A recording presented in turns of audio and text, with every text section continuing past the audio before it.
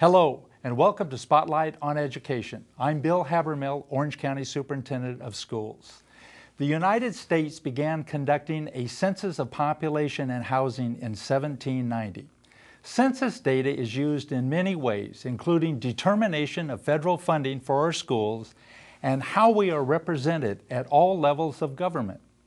We have a panel of guests today who will provide us with insight on just how important the Orange County Census is in 2010. Let me introduce them at this time. To my right is Jose Banda, the Superintendent of the Anaheim City School District.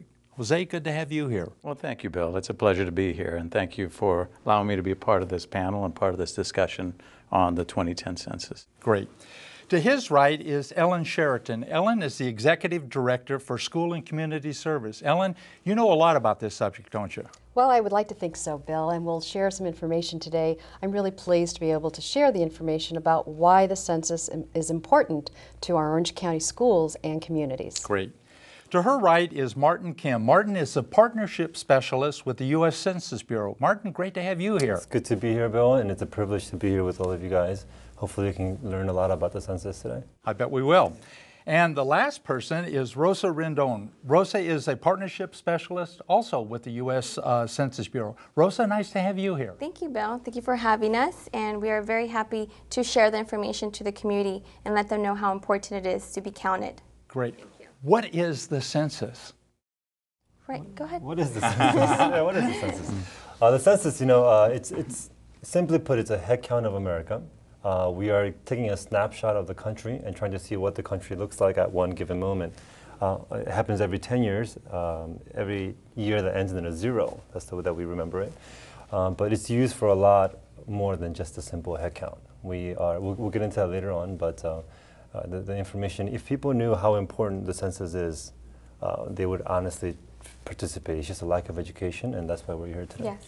So every 10 years we go out and do this count. Now, is it a physical count where people walk out and knock on doors and ask questions, or is it a mail count? It's a mail count. We will be delivering the survey by February, March of next year, and Census Day is April 1st of 2010.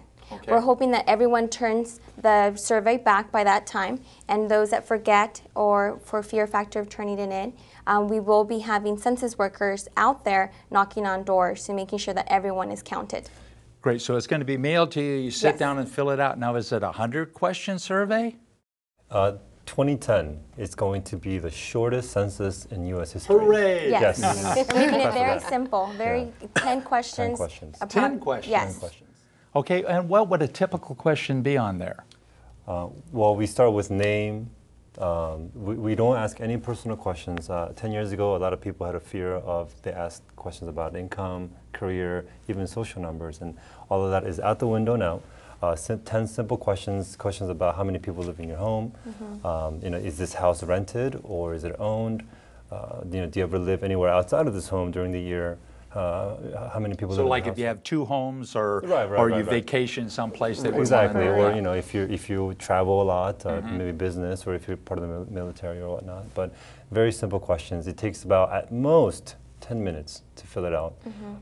That's at most. So we're being very generous here with 10 minutes, and this information lasts for 10 years. So it's very, very well, important. I like the idea that you listened 10 years ago to the concerns and questions people had, and I must give you credit that so often government agencies don't listen, and we come back with a bigger survey or the same questions and things like that. And it sounds like you did listen and you tried to make it simple and very effective this year. Right, and even those detailed questions are still being answered through the American Community Survey. So we still want to know about the education, the income levels, the needs of our community. So that was replaced with the long form, which is the American Community Survey. And this time around for the decennial, we just have 10 simple questions like Martin said: name, age, race, your rented or owned apartment, so on. So it's very simple this time around. Great.